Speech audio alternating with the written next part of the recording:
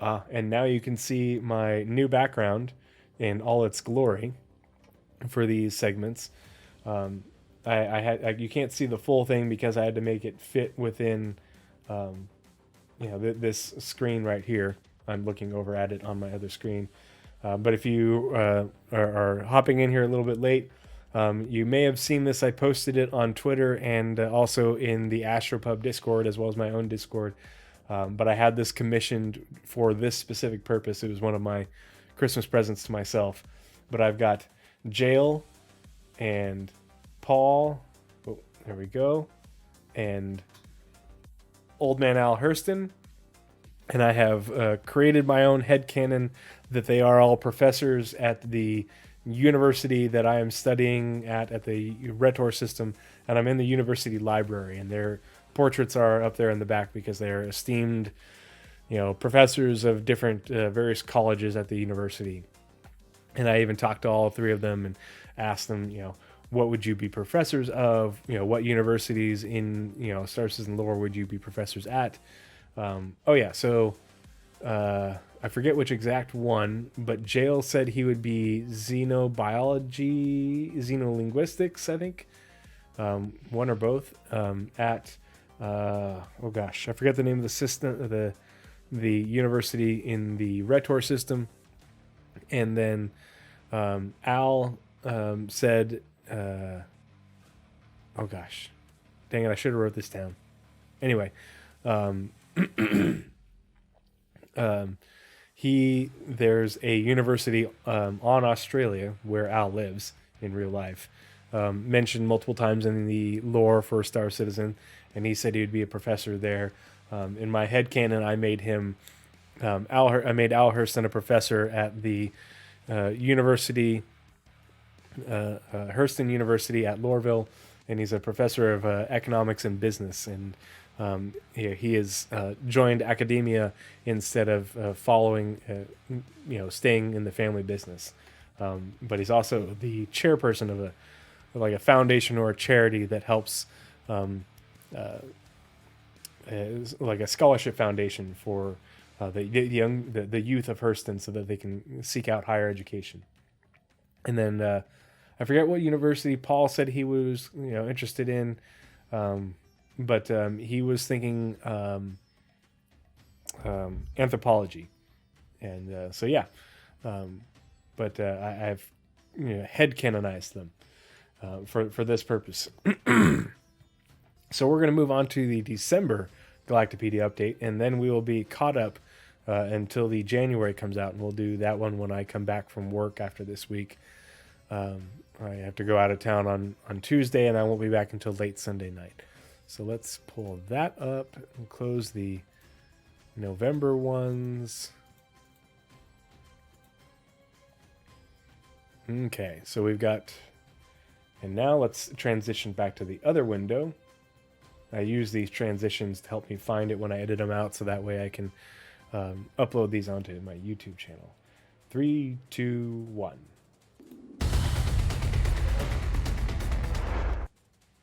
Alrighty.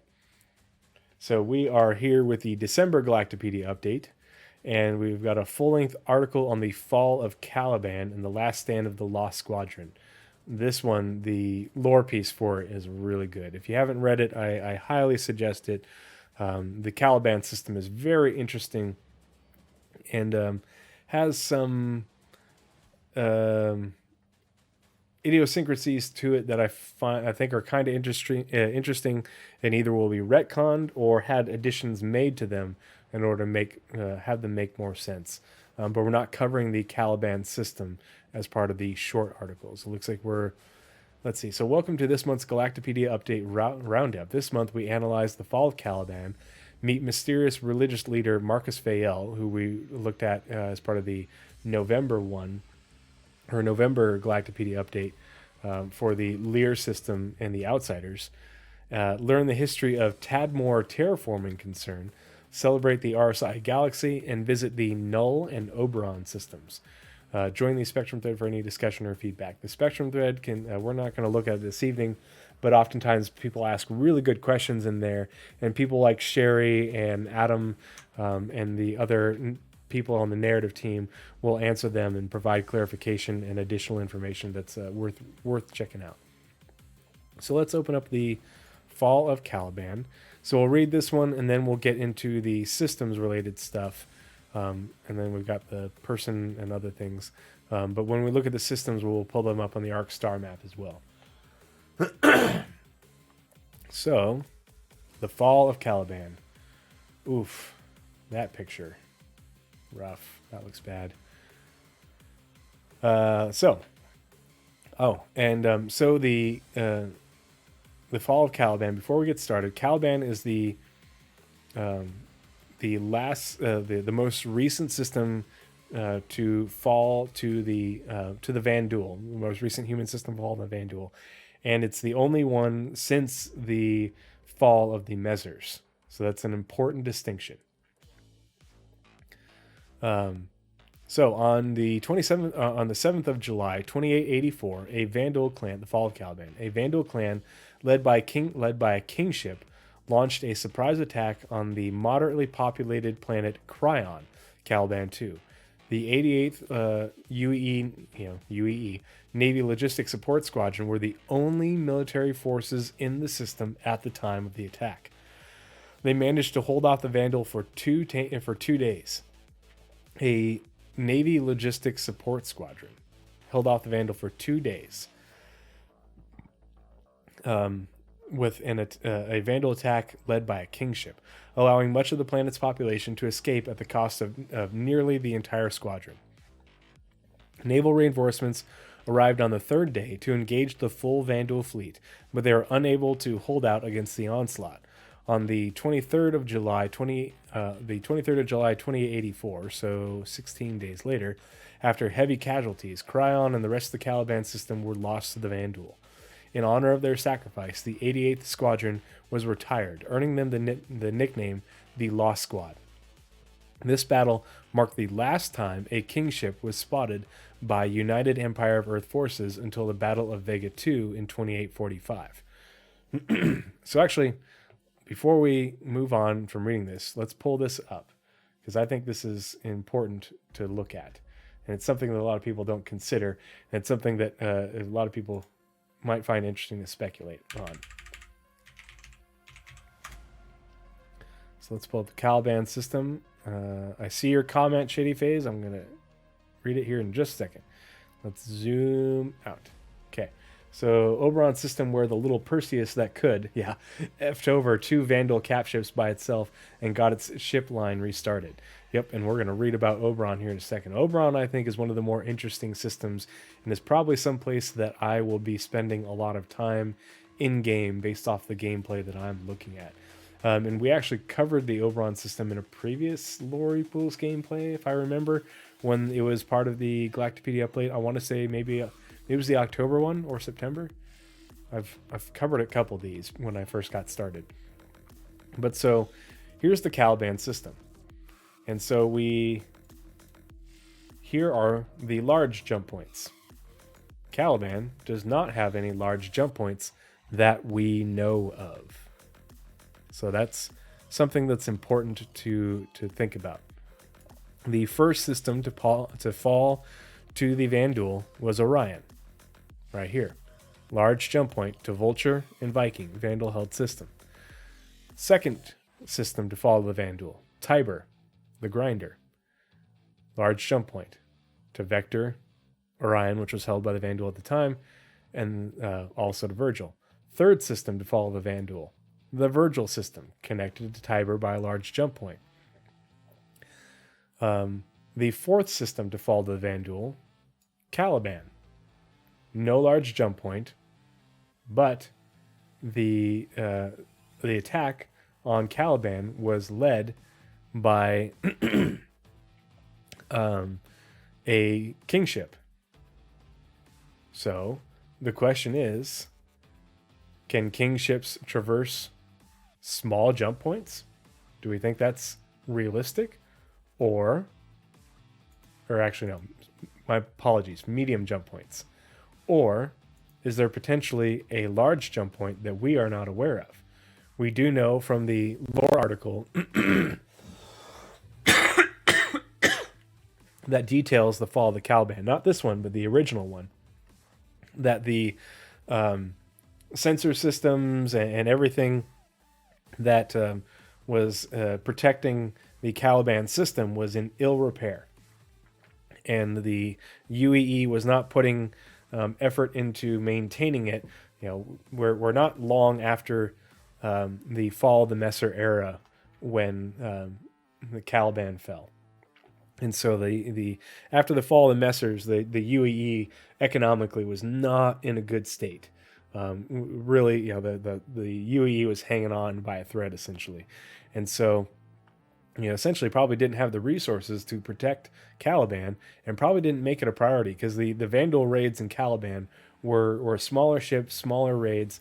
Not overly frequent, but a pretty significant nuisance. Obviously not good, but because we knew. And this is me speculating, but I think that because the UEE was only had Caliban, the system, for centuries. We had been in the system for quite a while. It was colonized during Operation Farstar, like way back when. And over all that time, we'd only found these medium jump points in the system. And so I think that the UEE didn't choose to defend it any heavier because they weren't expecting a larger attack because there wasn't a large jump point. Well, lo and behold, somehow the Vandal brought a kingship in. And we don't know if the Vandal brought the kingship in through a medium jump point, how that works out, or if they came in through a jump point that we hadn't discovered from another Vandal system. Maybe they came via Vendetta.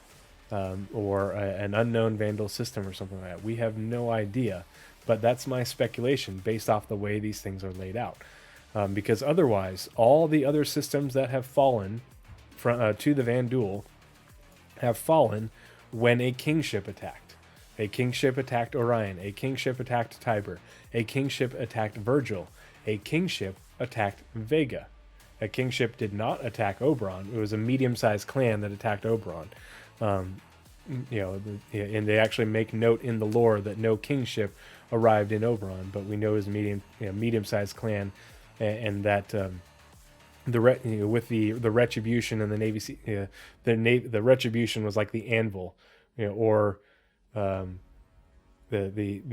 Vandal forces were crushed essentially between the retribution and the other Navy forces, including the Perseus, the little Perseus that could. And essentially they were wiped out, and escaped. So my theory is that a kingship can only traverse large jump points. I think that a Bengal can probably only traverse large jump points, and that might be why we couldn't retake Caliban, is because 2884. I don't remember. So the Bengal is very, very brand new at this point, and so I think it was 2881 is when the first Bengal essentially came off the line. So the Bengals would have been brand new. The new battle cruisers and cruisers, that are potentially made by RSI as well. I did another video on that on my YouTube. Those would not have been in production yet because the lore, essentially all but says those came after the Bengal. The Bengal influenced the production of those. I think that the UEE couldn't bring in large enough reinforcements into Caliban because they didn't have a large jump point coming from Null or Oberon, so we couldn't bring in a Bengal or a ship of that size. So I think that there is an unknown jump point to Caliban that is a large jump point that allowed the Vandal, to bring in a kingship. Because otherwise, it just seems like way too much coincidence that every other advance of the Vandal, from into Orion, from Orion to Tiber, Tiber to Virgil, Virgil to Vega, has included a kingship and has been via a large jump point. So yeah, that's either they could retcon it, or and add a large jump point we discovered, or something, or they can retcon it and say that it might be the size thing, it doesn't matter. We don't know, but that's my theory, and I'm sticking to it until we have more information. That's why I don't think that we'll see people think that we'll see the Vanduul instanted, and I'm like, that's a really long way from Virgil, or from Vega, the last time we've seen them, and there's no large jump point, that easily routes them that way, especially not via Pyro. So, yeah, I think that after getting us defeating the Vanduul and the kingship in Vega, as well as smashing them in Oberon with the Retribution, I think the Vanduul are going to continue to raid in these areas, but I think the Vanduul are going to change their focus, since they have Caliban, as well as potentially jump points that we don't know about, maybe to Centauri, maybe to Elysium, maybe into Null from Vendetta, Viking, Vesper. We have Vanguard to Elysium with a large jump point. I think that the focus of the Vanduul is going to be, instead of being in the sort of west, the sort of direct west of the UEE, if you're looking at it from this point of view, to the southwest of the UEE, and potentially more vulnerable systems like Centauri and Elysium and Idris. They could say the Vanduul cap ships have better scanning systems, particularly for finding jump points due to being nomadic. That's a perfectly valid way to explain it too, especially given that they are able to somehow find jump points. Whether they either found them on their own, or maybe they're able to reverse engineer our computer technology and get the coordinates from destroyed ships. But either way, there's a number of different ways that they could, using the lore, make it sound interesting and explain it. I like the idea of there being an unknown large jump point, and you needing large jump points for those large ships to bring them in, and that explaining why, along with the poor security situation in Caliban at the time, as far as all the sensors and stuff like that they were using. Making it so that way the Vanduul could bring in a kingship-led fleet via a large jump point. I think it's an interesting way to go about it. The other thing is, we don't know, there wouldn't be, probably not two, there's no such thing as two jump points from one system to another. So Vendetta's right here. Maybe it came from another system and it's a longer distance one. Who knows? Either way, I think it's an interesting thought. So let's finish reading about the fall of Caliban. It's a really good story. And the fall of Caliban is also like, if I remember correctly, it was like 100 and some odd years after the fall of Virgil. So they may not have known the Vanduul, if it is a second large jump point from somewhere else. The Vanduul may have not known about it, and that's why they're only doing smaller raids, besides just sort of testing the Caliban system. And maybe they didn't decide to invade until they're like, oh look, a large jump point. There's definitely going to be more to it in the future. Prelude to the battle. Small Vanduul raiding parties first began attacking Caliban in 2739, during the latter years of the Messer era, 2546 to 2792. While the initial raid sparked fear in the system's inhabitants, causing a brief population drain, the skirmishes were largely casualty-free. As raids continued to occur at a steady rate of between 2 and 5 per year, the UE installed a small naval presence along with system-wide perimeter sensors. The people of Cryon saw this response as inadequate. Political activism spiked among the populace, but the Mezzers sent no more aid. During the fall of the Mezzer regime in 2792, the military presence in Caliban was pulled away from the system to repress mass civilian uprisings elsewhere. a medium-sized Vanduul clan launched a raid on the largely undefended system, which claimed over 100 lives. The newly formed post-Mezzer UEE government ordered the 31st Battle Group to Caliban to fend off the invasion. Their efforts were successful in stopping the raid from spiraling into something much deadlier. So they say they sent a battle group. They don't specify how much of the battle group, what ships of the battle group, or anything. So we don't know.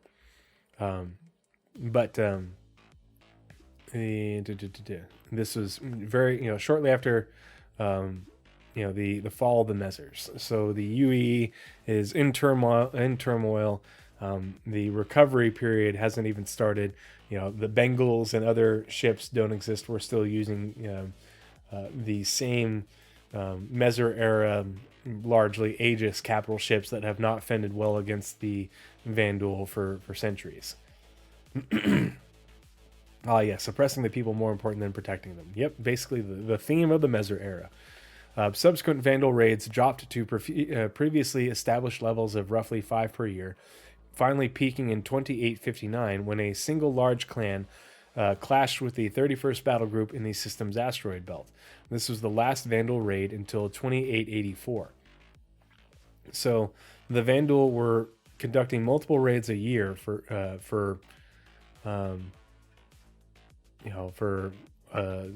over a century, essentially. And then they didn't conduct a raid for 25 years. So apparently, after a large clan clashed with a 31st Battle Group in the system's asteroid belt, the Vanduul are like, okay, we need to rethink this. And there was no mention of a kingship prior to the fall. So when that large clan clashed with the 31st Battle Group, there wasn't a kingship there. And the other thing of note is we don't know if what ships were in that battle group and how large they were. We know that the Indefatigable class battleship was equal in tonnage to the X-12, which many of us have speculated is the Vanduul Driller, not a kingship, which would make it significantly larger in dimensions than a Bengal, and likely significantly larger in tonnage as well. But we don't know if those size of ships were present in any of these clashes. So this was the last Vanduul raid in 2880 until 2884. By 2870, so 11 years after that clash with the Vanduul and the 31st, the large Vanduul clan and the 31st battle group, the UE continued to pull units out of the system, after 11 years of no raids. So like, okay, the Vanduul aren't coming back. We gave them a good, punch in the nose. They're not coming back. By 2870, the 88th Logistics Support Squadron was Caliban's only protection. At 0443 Earth Standard Time on the 7th of July 2884, a Vanduul clan led by a kingship slipped past the system-wide sensor beacons. So that's how in disrepair this sensor system was, that an entire clan led by a kingship was able to slip past the system-wide sensor beacons. Either the sensor beacons were in really poor state of repair, or somehow the Vanduul got into the system without us seeing them. How might that have happened? 2 pilots of the 88th on patrol near Caliban 4 spotted the clan. Both of them fired off a distress signal, but their messages were cut off before they could be completed. Not comprehending the scope of the threat they faced, the bulk of the 88th mobilized against the invading clan. 4 ships were lost to advancing scouts before the kingship was in sight. At the sight of it, CO Commander Sylvie Randall made 2 snap decisions. First, to send out comm drones requesting reinforcements, knowing that it might take up to 2 days for reinforcements to arrive. Second, to retreat back to Cryon to organize and defend civilian convoys. It was this decision that allowed over 3 million inhabitants to escape with their lives. Surprise, biatches, we're back. Thanks for the house keys. Yeah, no joke. So this is something that's interesting to think about. So, at the site of the kingship, CO Commander Sylvie Randall made 2 snap decisions. First, to send out comm drones requesting reinforcements, knowing that it might take up to 2 days for reinforcements to arrive. 2 days. So, let's look at the star map again. Here's Caliban. Here's the Null system. Here's Centauri. So let's say that the comm drones would be going to Centauri, or sending comms to Centauri.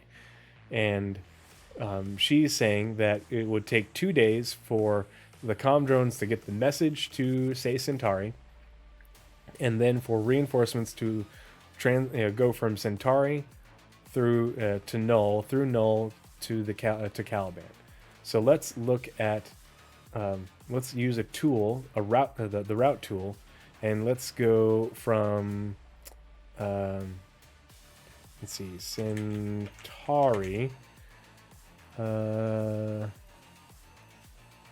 Let's say Saisei in Centauri, because we know that's a heavily populated planet in the Centauri system, to Cryon, planet in Caliban. And let's say we're going to use ship size medium, because the star map will say that a ship size medium can only go through medium or large jump points. So let's calculate that. So through Null, it's saying 11.56 AU is the distance. So let's somehow it's giving us 2 routes of the exact same. So let's view that route. So here is Saisei, and the distance from Saisei to the Centaur to Null jump point is 2.88 AU. So not very far, not a big jump. And then let's see.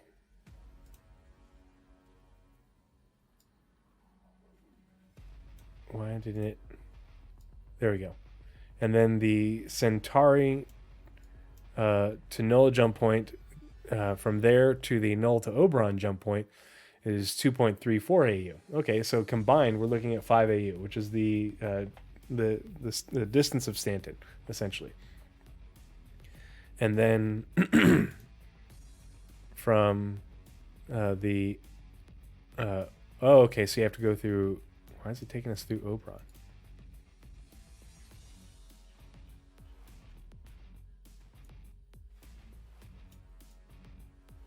Let's rewind. Oh, okay, so this is a small jump point. The one from Null to Caliban is a small jump point. Okay, so either the reinforcements would have to come from Vega to get to Caliban, or potentially from Centauri through Null, through Oberon, then to Caliban. Okay. So in Oberon, the jump point from Null and Oberon to the Caliban jump point is another 4.5 AU. And then once you're in system, it's a very short distance from the jump point to Cryon, the planet. So that is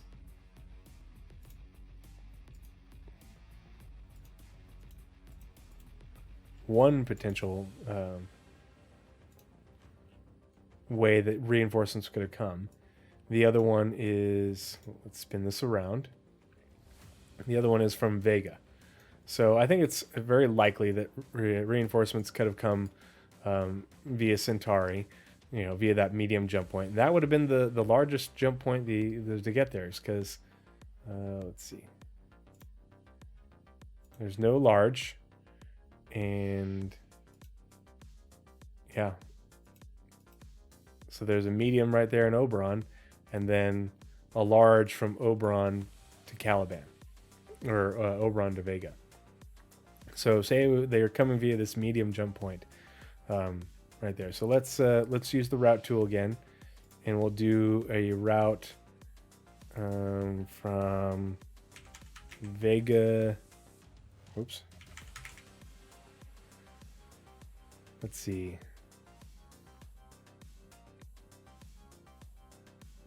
let's say, I think it's Selene is the one that's more populated, to Cryon. And we'll say medium again. That one's only 5 AU trek. So she's saying that either way, for her comm drones to get the information out to where reinforcements are, for reinforcements to mobilize and then make the trek back, would take 2 days. This is why people don't seem to understand that, yes, we have sort of time dilation in game where we are able to transit distances in a shorter period of time than what would be occurring in real life. Here, we're going faster. The time is compressed in game. But for lore purposes, it takes you a long time to transit the verse and transit these systems. Going multiple, making jumps of significant numbers of AU would actually take you a long time. People seem to think that you can make, in lore and even in game, you'll be able to quickly go from one place to another, and that's just simply not the case. And this is why, my idea for a Anvil LPD or LHD is important, because if it takes you 2 days to get from Centauri or Vega to a place like Caliban, then or even a day or so, you would be on deployments out here and rotating through these systems for long periods of time, weeks, months on end. Yeah, and it takes time to amass a fleet for battle as well. You'd assume that there would be ships ready to go if there are military bases here, but and we don't know how long it takes for comm drones to cross these distances and then transmit the information, how long that takes. But at best speed, 49 hours later for reinforcements to arrive. So these are logistical things to consider. Yes, that time would be shortened in game, but you're still looking at, you're in order to get from Vega to Caliban or Centauri to Caliban, making multiple jumps, and realigning and doing all that sort of stuff. You're looking at some time. It's gonna take a little bit, especially because we don't know how long transiting jump points is actually going to take. Flying these distances. We had that demonstration of the pyro jump point. That was just a demo. We don't know how long it's actually going to be. So let's close that. So let's get back. Let's see. Where were we? Okay. It was this decision that allowed over 3 million inhabitants to escape their lives. That's a huge evacuation effort. By the time the second UEE naval fleet arrived, 49 standard Earth hours later, there was nothing left to do but rescue any remaining people and abandon the system. The 88th Squadron, along with the Caliban system, were lost. It was estimated that over 5.5 million people died, though no official numbers have ever been released. So 3 million people were able to escape, but 5.5 million people died in the span of 2 days. That's nuts. And Cryon and the Caliban system didn't have a massive population. There are obviously millions of people there, but when you think about, there are less than 9 million people living in the system. That's not a lot. Especially when humanity has been in that system for hundreds of years. No attempts were immediately made to reclaim Caliban. Though the kingship responsible for the bulk of the casualties in battle returned to Vandal space soon after its victory, UE forces held off on moving in until casualties could be assessed. The UE announced in 2891 that there were no active plans to retake Caliban until the Vandal threat could be fully neutralized. In 2945, the military strategists began to, let's see. In 2945, the military strategists began to discuss possible future campaigns into the system to rout the Vandal encampments. So, this is the stuff that I'm talking about. If you've watched my video on my Anvil assault ship, the LPD, maybe there'll be an LHD as well, something like that. These are the things I I didn't make mention of every piece of lore information that pointed towards it, because otherwise the video would have been too long, and I wanted to keep it at like 12 to 15 minutes, and it was at 16 minutes, just to, to keep it short and sweet. But there are so many more things that tie into it, detailed pieces of information that tie into the general themes that I was talking about, like this. In 2945, military strategists began to discuss possible future campaigns into the system to rout the Vandal encampments. This is what I'm talking about, people. This is what the Valkyrie was built for. This is why we would have long-range troop and vehicular transports. To rout the Vandal encampments to retake Caliban. Historians believe that the decades of Vandal absence in Caliban, combined with a thinly spread military, poor system-wide sensor maintenance, and an incomplete understanding of Vandal intentions were what led to the invaders' decisive victory. Though the Tiber, Virgil, and Orion systems had already been abandoned to the Vandal, military strategists did not foresee an attack of that strength on Caliban. Wonder why they didn't see an attack on that strength in Caliban. Maybe because we didn't know that there was a large jump point leading into Caliban that we didn't know about.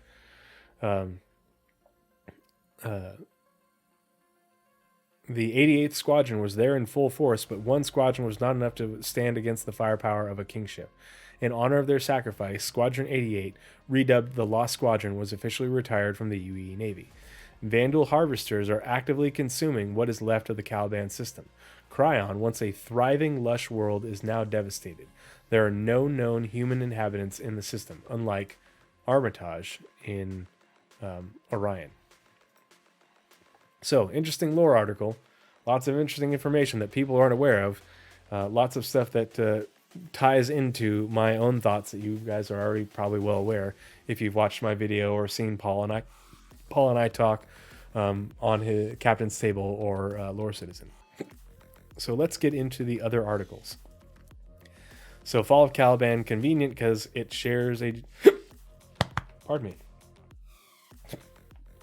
Hold on. Pause. Hiccup.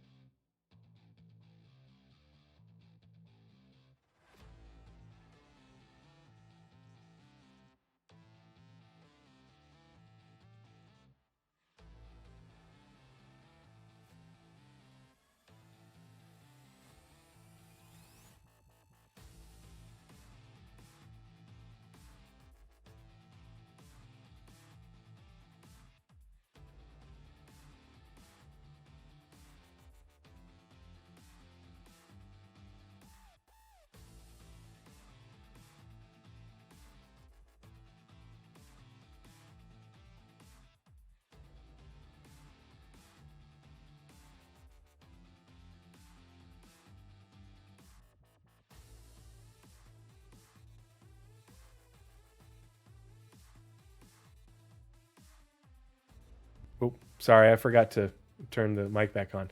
Yeah, I was just saying that, 3 million people in 2 days is just nuts.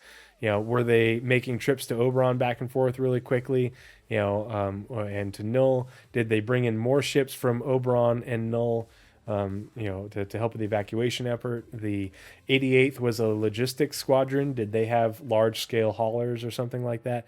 Yeah, how did they manage 3 million people in 2 days? But yeah, it's a huge Herculean feat when it comes to evacuation. So let's get into the Null system. The Null system is very interesting to me. A lot of interesting stuff going on there. The Null system is an unclaimed planetary system that consists of a type G Cepheid variable star. I have no idea what the star stuff means. but they put it in there, and I think they put it in there because it's going to mean something in game. Whether it's the light from the star, the radiation as well, the different things that come out of the star, solar activity.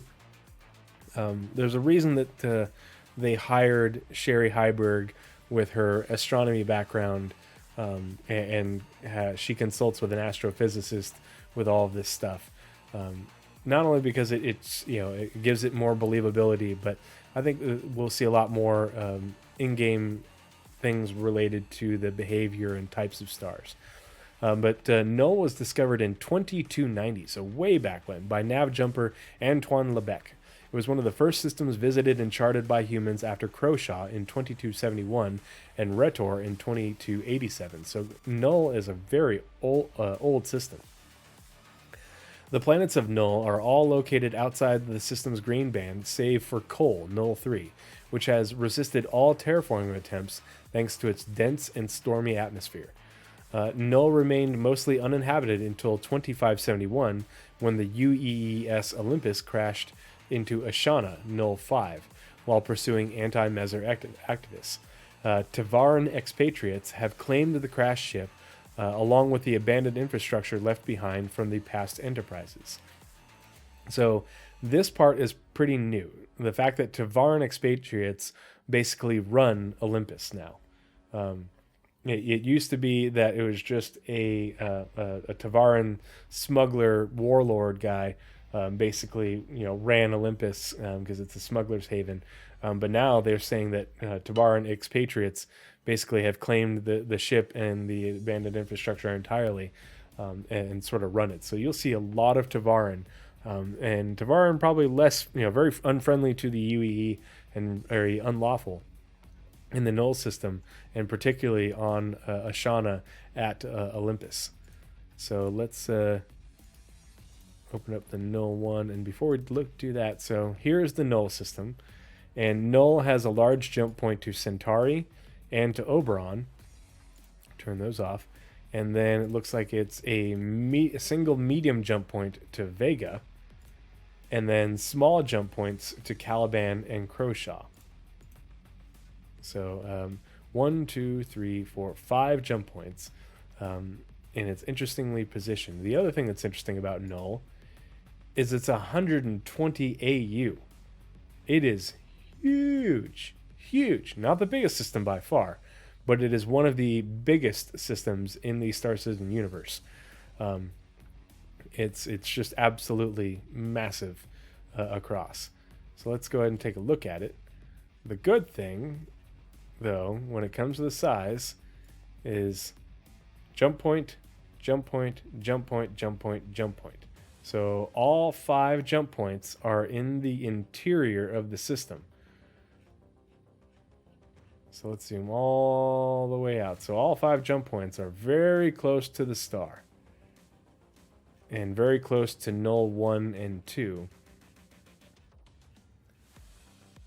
But apparently the green band is way out here.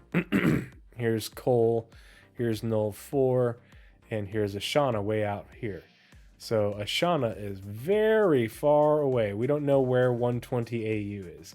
I think 120 is probably here, and this is like where the edge of this black band. I think 120 is, this is where essentially the Kuiper cliff is for the different systems. And so even if this is 120, this is Ashana still ways out there. And so it's interesting that they put the jump points so far interior and so close to each other. So we'll see how this all works out. But here, let's zoom in, and here's Null 1 right here. So Null 1 is a mesoplanet, so it's an itty-bitty planet. In the unclaimed Null system, it is the closest planet to its star. In 2510, a research team funded by the University of Persei established a research base at the bottom of one of the deepest craters in order to study how the planet's environment was affected by the temperature and radiation fluctuations in its sun. However, after repeatedly losing their sensors and equipment to thieves, the team's funding was cut and the station was abandoned. So there's still a station there. I bet you it's occupied by less than savory individuals.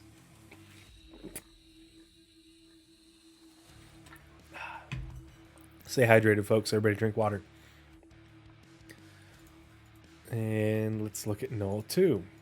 An iron world with volatile lakes. Null 2 is the second planet from the sun of the unclaimed Null system. Large and dense, it is composed mostly of iron and is thought to be the former core of a super-Earth that lost most of its mantle. While there is no water to be found, there are many lakes on the planet, including straw-colored lakes of iron carbonyl. In 2599, Behesht Mines accidentally started a fire in one of their most active mines and was unable to contain it. As the fire spread, the company was forced to suspend operations. Fed by flammable gases and liquid volatiles, the fire continues to burn and has opened smoky cracks in the landscape. That'll be really interesting to see, the cracks in the landscape with smoke evacuating out of it. But it's pretty obvious that there's, even though Behesht Mines had to abandon their underground mining operations, so there are likely to be abandoned underground facilities here. It also hints that there should be opportunities for mining on Null 2. And because Null 2 is so close to the jump points, that those mining opportunities are likely to be fairly accessible in the Null system. The question is, are there outlaws on Null 1 living at that abandoned research facility, or as well are outlaws occupying the abandoned mining facilities, on Null 2. So is the juice worth the proverbial squeeze? But definitely most likely mining to be found on Null 2, at least of the underground type, potentially on the surface as well. So Null, where is it? Where did I go? No, Coal, home of Char, Null 3. So Coal, Null 3, is the third planet from the sun of the unclaimed Null system. Located on the inner edge of the system's grain band, it has a relatively temperate climate that has made it a potential target for terraforming companies. However, its thick atmosphere of ammonia and sulfur has resisted all terraforming attempts, and the planet remains uninhabitable. It is nevertheless occupied by a busy, unregulated market that operates out of an old surveying facility abandoned by Behesht Mines in 2614. So let's find Null 3. So here's Coal right here in the green band, and all the jump points are right here.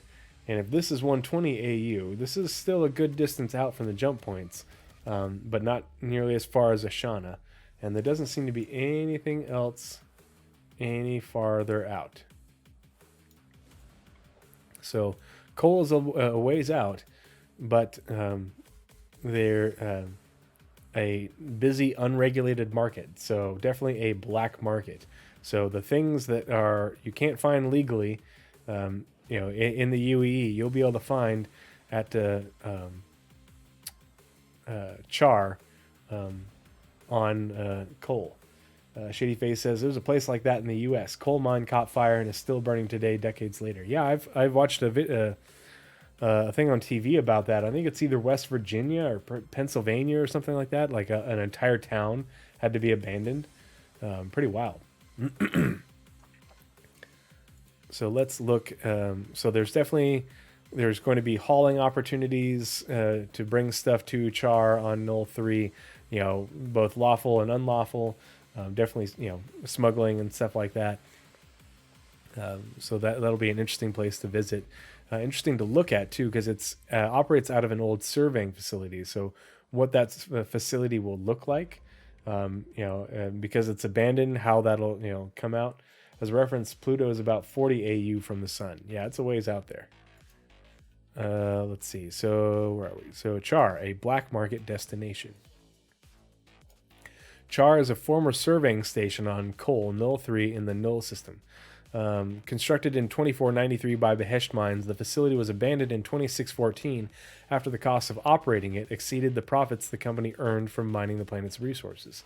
So a large mining concern isn't finding mining on Coal 3 to be profitable enough to continue to operate the survey facility, that doesn't mean that mining isn't still profitable there. It just isn't mining profitable enough for a large corporation. So smaller groups and orgs might still be able to find stuff worthwhile to mine on coal, null 3. In the mid 2600s, people looking to conduct business outside of legal oversight began to use the station as a meeting place. Over the years, it has grown into a thriving marketplace that offers an eclectic variety of goods, some of which are illegal in certain jurisdictions.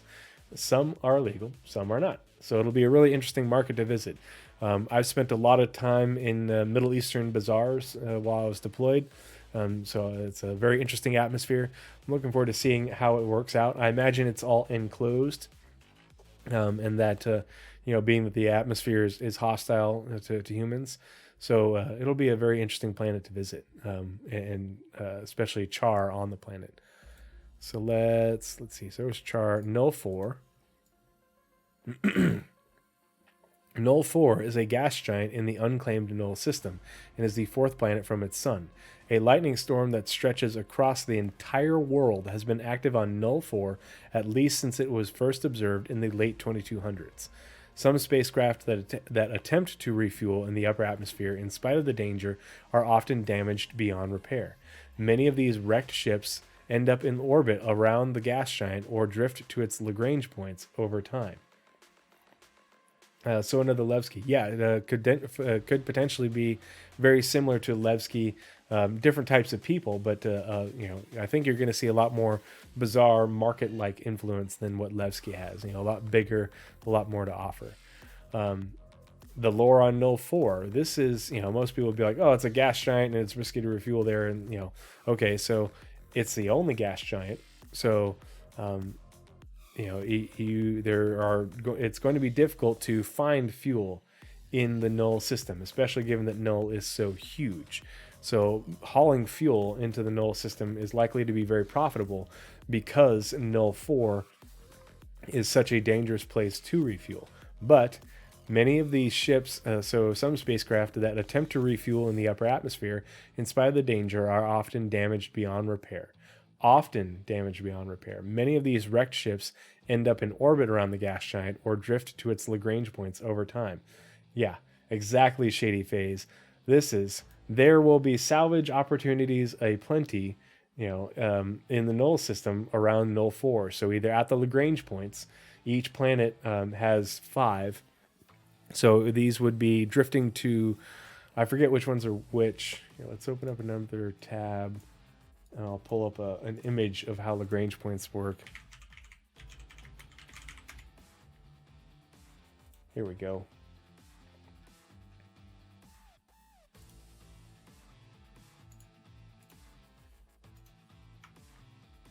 Didn't want to download it.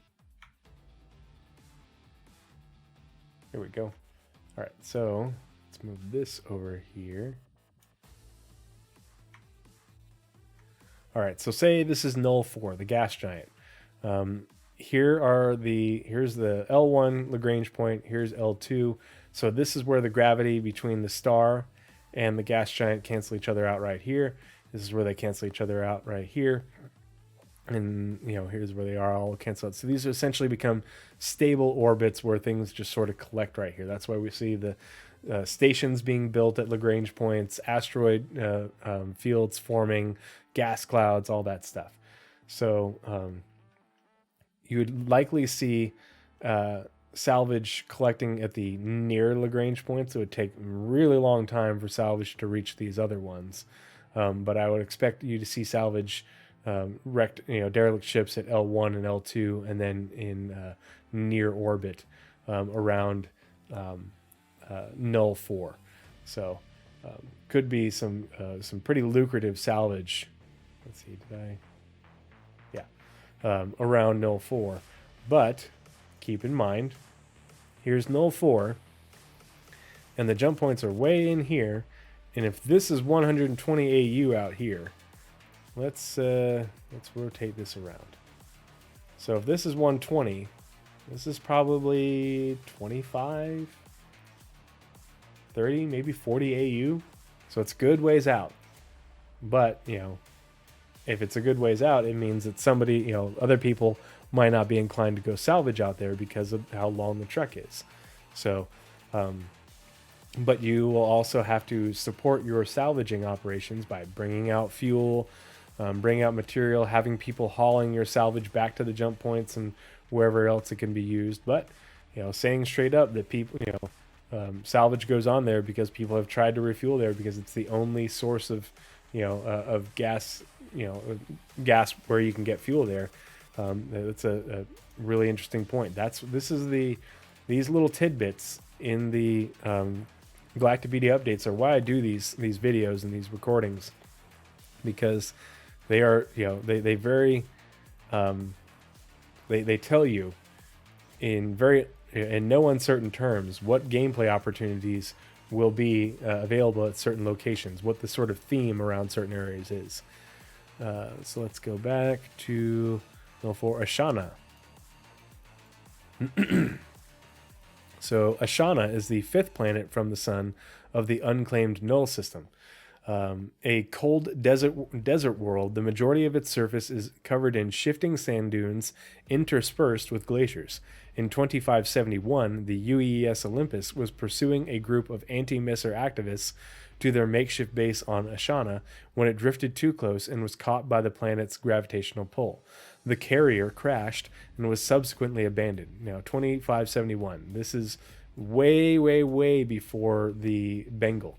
This is over 300 years before the Bengal. So it'll be interesting to see what it ends up looking like. Because we don't even assume it was a Aegis carrier. A single reclaimer crew, not a good idea, but a large salvage org with good support, yes. Yeah, you could probably bring, a reclaimer or multiple reclaimers or something like that out there, and just to keep bringing out, haulers, whether it's different whole series ships, as well as fuel and people who bring out supplies, and just continue to operate. Maybe have a little bit of protection, but the good thing being that far out is it would be a significant effort for somebody to come out there and attack you, especially, in smaller ships. So they'd have to be in larger ships. And is it really going to be worthwhile for them to come out there and get you? Maybe not. It'd be a good place to, just salvage to your heart's content with probably, not too much risk, even though it's an unlawful system. Ashana, so the carrier crashed and was subsequently abandoned. People who had been hiding out in caves on Ashana moved into the wrecked Olympus and turned it into a settlement of the same name.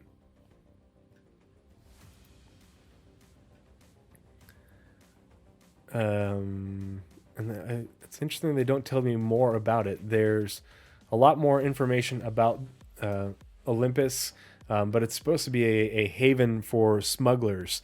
And the apparently, let's see, it's in here. When the UES Olympus crashed into Ashana Null 5 while pursuing Messer activists, Tavaran expats have claimed the crashed ship along with the abandoned infrastructure left behind from previous enterprises. So, people moved into it and have built up a settlement around it. And now Tavaran basically run the place, and it's supposed to be a smuggler's haven. And there's even a name. The sort of head Tavaran who runs the place has a name. I just forget it. A Kraken has a mobile base for repair and command and control for the salvaging operation. Yeah, that would be really good because you could unload your salvage onto the Kraken, and then like whole bees could come out, land on the Kraken, pick it up, and make runs back. And while bringing out supplies to leave on the Kraken. And because the Kraken has several thousand AU of storage, you can bring out fuel and leave it on the Kraken. You can bring out supplies and leave them on the Kraken. You can pick up the salvage that's left on the Kraken, all that good stuff. It'd be plus the Kraken would be able to provide a good place to, not only does it have, good defenses itself, but you could launch, you could base some, you could base your patrol craft to protect your salvage operation out of the Kraken. A couple medium ships and some fighters, and you've got ships that can take on, the larger, the medium to large ships that it would take to fly all the way out there to harass you. So you could, it'd be hopefully and it's a big enough area. It's around a gas giant, so it's a big orbit. And those two Lagrange points, there's room for more than one salvaging operation probably. We don't need to fight over it. But yeah, that is it for the null system. And now we're going to move on to Oberon. So let's close the null system tabs. I do recommend reading the comlink, the original comlink on the null system. There's a little bit more about the Tavaran that controls Ashana and how it's sort of a smuggler's paradise. Let's see. So Oberon, open a new tab. Let's back out of the null system. And spin this around, sort of the original orientation, like so. There we go. All right, so here's Oberon, connected to Null, connected to Caliban, also connected to Vega. And Oberon is 18 AU, so about 5 AU, I think, larger than Pyro. So a pretty good size system. So let's get inside. Here we are. Okay. So the Oberon system is an unclaimed planetary system discovered in 2356 that consists of a neutron star, a super-Earth, a terrestrial planet, 2 protoplanets, a mesoplanet, a gas dwarf, and a gas giant. Wow, it's a lot of planets. In spite of its dangerous, dim star, dangerous. So neutron stars, I know from, in playing Star Sector, the neutron stars are very dangerous to your ships. And I don't remember what it is that they do, but they're saying straight up that the star itself is dangerous. So keep that in mind. In spite of its dangerous dim star and multiple connections to Vandal-occupied systems, there are majority human settlements on Gon, Oberon 1, and Uriel, Oberon 2. Because the neutron star at the system center makes above-ground colonization profoundly dangerous. Okay, so the neutron star is it isn't just deadly to spaceships, but or it isn't. I'm assuming it's dangerous to spaceships in some way, shape, or form, but it's dangerous to living above ground. You can't even live above ground. Keep your shields up and bring your radiation suits. Exactly. Makes above ground colonization profoundly dangerous. Nearly all homesteads in Oberon are located underground. More underground facilities, and not just manufacturing ones, but full-on colonies underground. And settlements. You're not just going to have, homesteads and settlements above ground, but built into caverns and underground, built that way on purpose. There's an entire city in one of the systems, and it actually has Senate representation. It's an actual UE system because the city is so large. It's the system with the pulsar, if I remember correctly, and I can't remember which one it is. Anyway, so in 2946, the United Empire of Earth Navy received intelligence that a Vandal clan was preparing to launch an invasion of the Oberon system. Under the orders of Admiral Ernst Bishop, the UES Retribution ambushed and destroyed the clan as it entered the system. Since then, the UEN has maintained a presence in Oberon in case of future Vandal attacks. Of course, they don't mention the little Perseus that could, but the fact that the Retribution was there is pretty significant. And I think it's mostly due to the fact that Oberon has a large jump point into Vega as well as Null. That is the reason that the Vandal wanted it, not due to the limited resources there, because there are human settlements there, but they're not very big. It's got a neutron star, so it's not exactly a great, it's not, it doesn't really hold any value to the Vandal other than strategic. What's strategic about it? Having multiple large jump points into the Vega system. That's why the UEE won't let the Vandal have it, because now that if the UE holds it, the Vandal can only have one large jump point into Vega, and it also gives the UEE an additional jumping off point into Virgil, into Tiber. You could potentially cut off any Vandal in Virgil by retaking Tiber. You could retake Caliban. I almost said Taliban. Caliban via that medium jump point. So Oberon is strategically valuable to the UE and the Vandal. So gone. Y'all better get gone. Gone. Oberon 1. Gone is the first planet from the neutron star of the unclaimed Oberon system, a super Earth that was once the core of a brown dwarf. Interesting.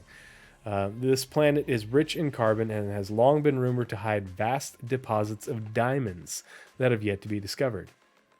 Because the extreme environmental conditions make it difficult for automated facilities to operate, most miners that operate on Gone are independent.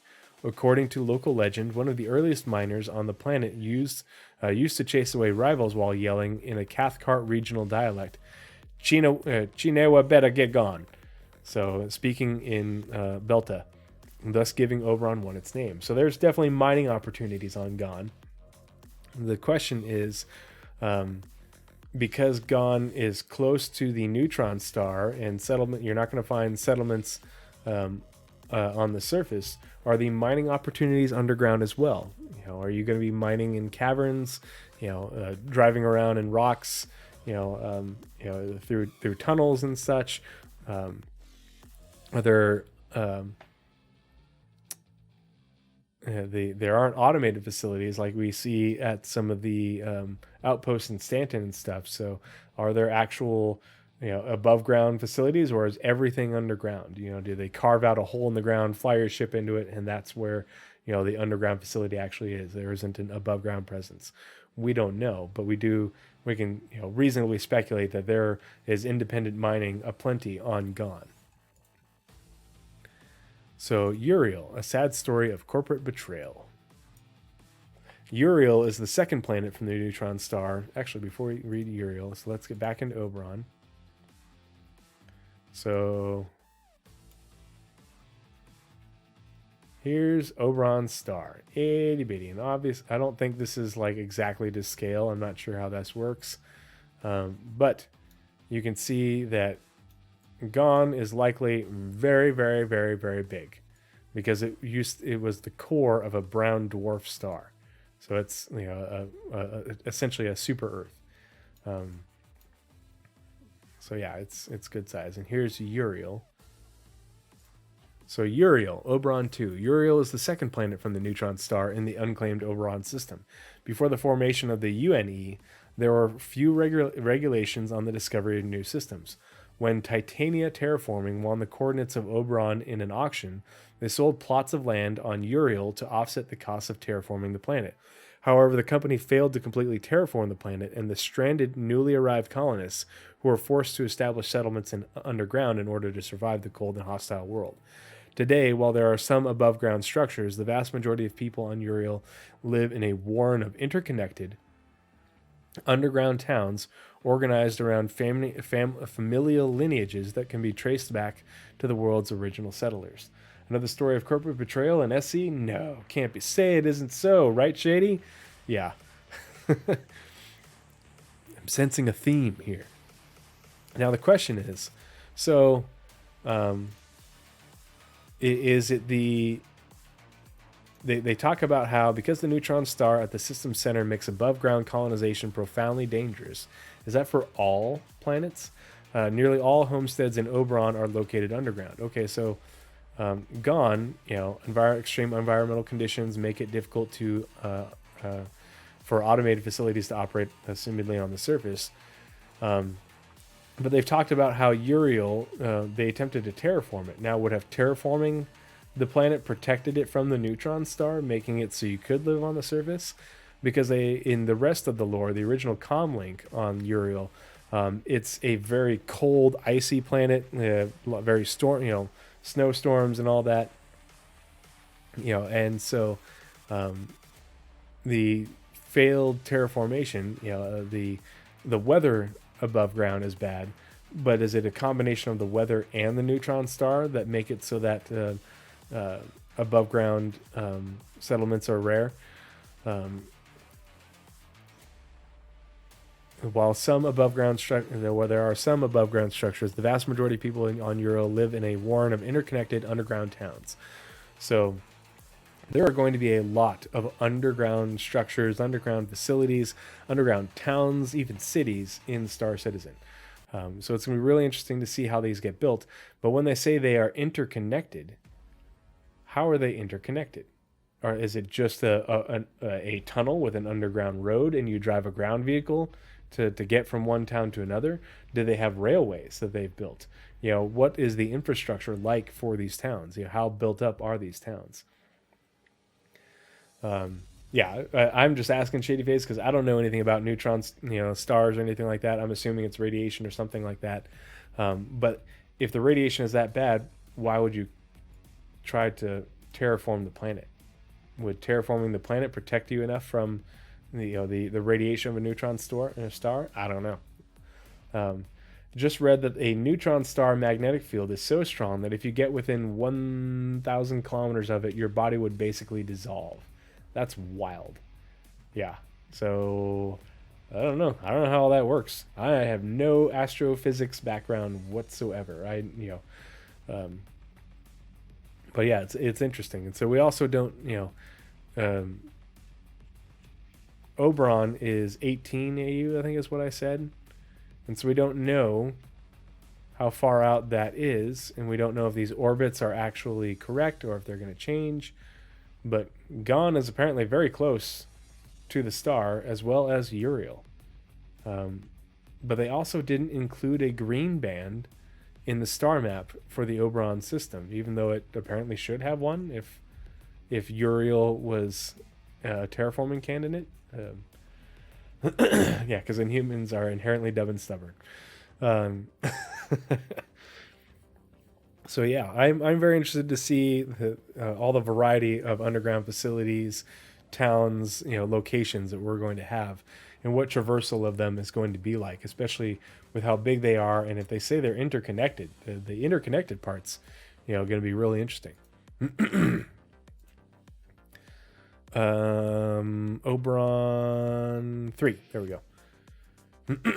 Oberon 3 is a protoplanet that orbits third from the star of the unclaimed Oberon system. Alongside its sister protoplanet Oberon 4, it is theorized that it formed in the Oberon system after its original star went supernova and collapsed into a neutron star.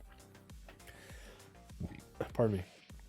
However, it failed to gain enough mass from the dust and gas of the newly formed accretion disk to become a full planet. So, nothing of note in there. And probably not going to have anything of note for Oberon 4. We'll see. Oberon 4 is a protoplanet in the unclaimed Oberon system and is the fourth planet from its star, like its sister planet, blah, blah, blah. In 2946, multiple stray bombs struck Oberon 4 during a circumvented Vandal invasion. Scars from the impacts can still be observed today. Cool. Not much in the way of gameplay related. Obviously, there will be stuff to do on Oberon 1 with mining and potentially underground facilities, underground mining facilities for the miners, as well as I'm sure there's going to be plenty of opportunity for business on Uriel with the underground settlements there and bringing them supplies. Who knows? Maybe they manufacture stuff there. Could be anything, but there are people that live there and people need stuff, so there's going to be reasons to visit them and check out their underground towns. Underground 3 and 4 don't seem to have much of anything going for them. And oops, I clicked on the wrong one. Oberon 5. Oberon 5 is a mesoplanet in the unclaimed Oberon system and fifth planet from the star. Small and dense, Oberon 5 has a thin atmosphere of nitrogen and carbon dioxide and has a mantle of mixed methane and water ice. Its surface is nearly white and it starkly stands out against the blackness of space. There are pinkish brown spots in some areas where the concentration of methane ice is high. I think that they make mention of this, because methane will be useful somehow. Vandal wrecks for salvage. Yeah, there could be. And that salvage would probably be very valuable, especially if you can salvage Vandal components, of some sort, other than just, the hull scraping and munching. I imagine, the UE would have bounties on, stuff that could be, is still intact, could be research. Giving this much emphasis to the mixed methane and water ice, as well as methane ice, leads me to believe that methane will be used for something in the verse. I'm thinking that we're going to use methane as fuel, kind of like we do now. But, in some way where methane can be used instead of hydrogen, to create, thruster fuel, more potent thruster fuel, more valuable thruster fuel. That's the only thing I can think of. So, you would have ice mining, essentially, to create fuel instead of gas mining. Because they have talked about ice mining in the future, but that was way back when. Oberon 6. Oh, I already had it open. Oberon 6 is a gas dwarf that orbits sixth from the neutron star of the unclaimed Oberon system. Its white, blue, and pale pink banded atmosphere of hydrogen and helium hides a rocky core covered with ammonia and water ice. Conditions deep within the planet are too high pressure to allow for a ship to land, but the abundant hydrogen in its upper reaches has made Oberon 6 a common refueling spot. Great. So a place to refuel, good refueling opportunity. You can't land do the high pressure in order to get to the ammonia and water ice, but the hydrogen and potentially helium could allow for a good refueling spot. And Oberon 7 is a gas giant that orbits the neutron star of the unclaimed Oberon system, considered by locals to be the only calming site in the system. Oberon 7 has a muted light blue-gray atmosphere that lacks global cloud cover. In 2939, Uriel resident Rukiah Shelton attempted to establish a ship-based retreat that would orbit Oberon 7 and use the planet as a backdrop during meditation sessions. After 3 years, Shelton was forced to shutter his business due to multiple attacks from outlaw gangs. Oh, so there are outlaws in Oberon. Where they are operating from, don't know. They could be coming in from Null, or they might be occupying settlements or something like that on Gon or Uriel. But apparently the outlaws were not too enthused about the idea of a retreat surrounding that gas giant for meditation and a bunch of hippie nonsense. All right, and that is it for the Ark Starmap related articles. So let's close the Oberon system ones. And let's read about the Battle of Centauri, the final battle of the Centauri of the Second Tevaran War. The Battle of Centauri was an armed military engagement between the Tevaran and the United Empire of Earth, and was the final battle of the Second Tevaran War, 2603 to 2610. On 24th of June, 2610, the Tevaran warlord Korathal and his forces entered the Centauri system with the Centauri Elysium jump point as their goal, around which the UE Navy had placed a blockade. Instead of charging for the jump point, Korathal's fleet diverted for Yar and Saisei, forcing the UE to break its formation and defend the populace, leaving a small contingent of ships behind to protect the jump point. Captain Alexandra Dunleavy of the UEN's 42nd Squadron, Squadron 42, believing that this strategy would fail, convinced her commanding officer, Admiral Tybalt Fraser of the UES Countenance, to pretend to retreat under fire from the approaching Tavaran forces. As Korathal's fleet broke formation to enter the jump point, the 42nd Squadron ambushed them and took out their shields, giving the UEN the opportunity to destroy a majority of the Tavaran ships. While Korathal and his remaining forces did manage to break the line and enter the Elysium system, they lacked the numbers to retake it. Instead, they chose to immolate themselves in the atmosphere of their former homeworld, bringing the Second Tavaran War to an end. And that's where the whole Tears of Fire picture comes from. As a longer, more detailed comlink article about that battle and the Tears of Fire. You can read about it more in depth. Marcus Fael, founder of the Outsiders that we were talking about in the first segment. Marcus Fael, 2719 through 2816, lived almost 100 years old, was a terraforming expert and religious leader best known as the founder of the Outsiders, also called the Sun's Eye Fellowship. Educated at University of Persay Analytical and Research and Quantification, UPark, Fael was hired by Hatfield and Harding in 2743 to oversee the terraformation of Lear II. Soon after arriving on the planet, Fael established his own mining operation without the knowledge of his employers, but was otherwise considered a model overseer.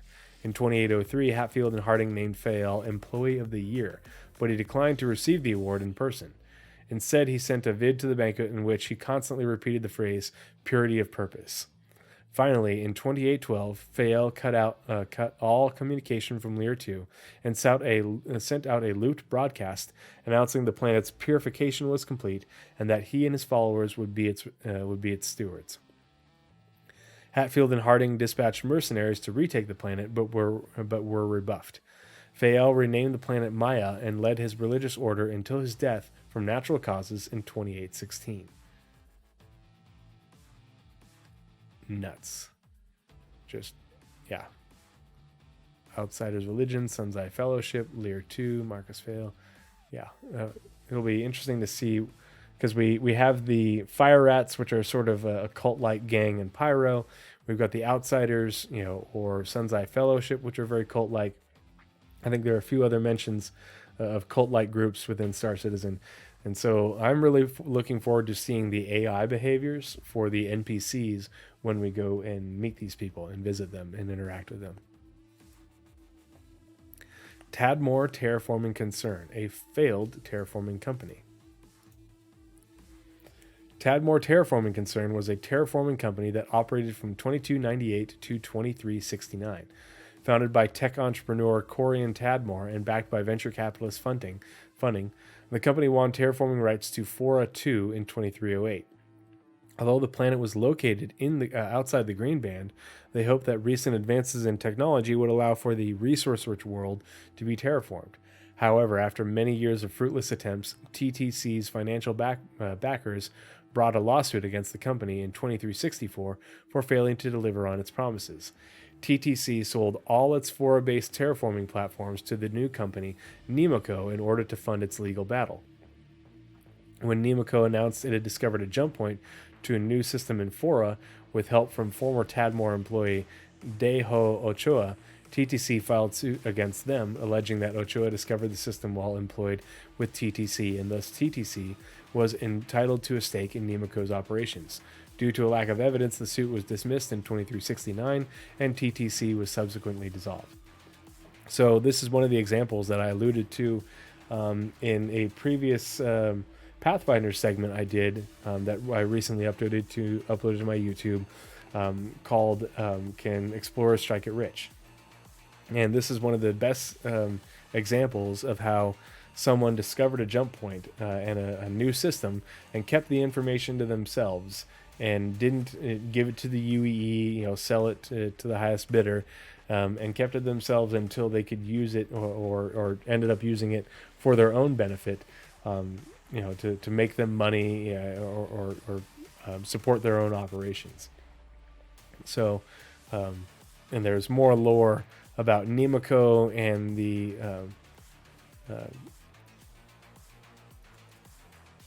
and that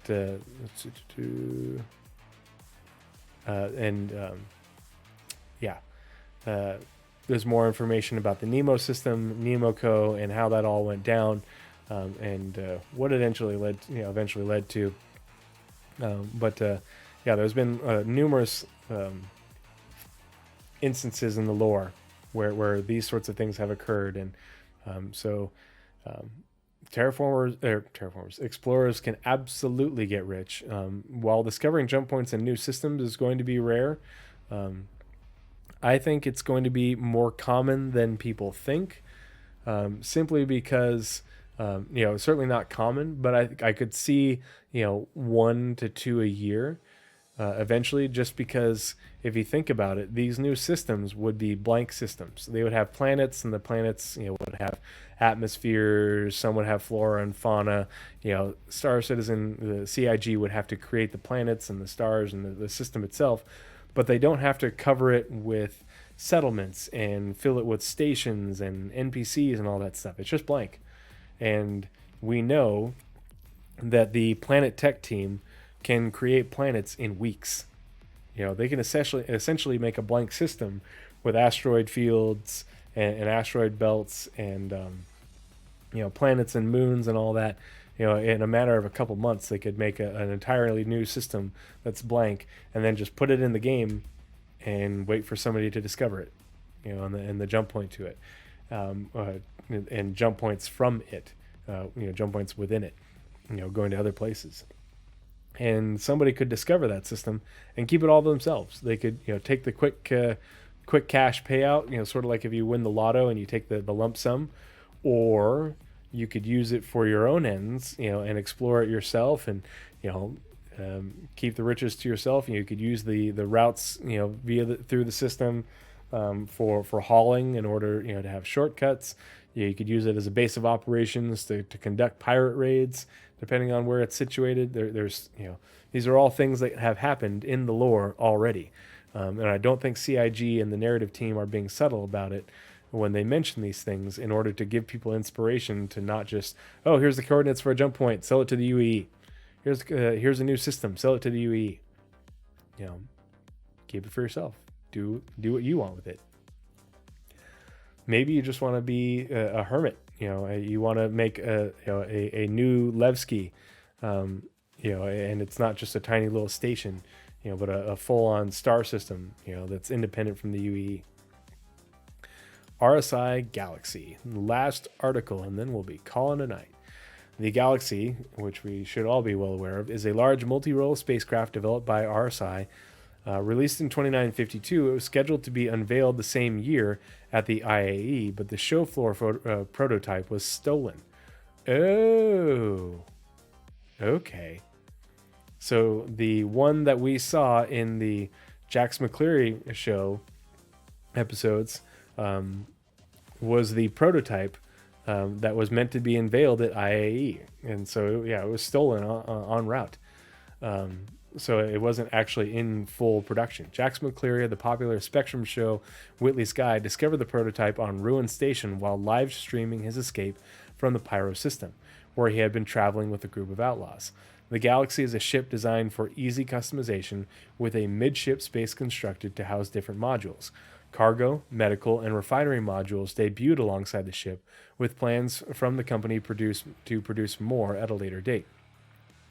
The base model includes 3 turrets and 2 missile hardpoints, a hangar, and quarters for a crew of 6. And that, my friends, is the lore equals gameplay for this evening.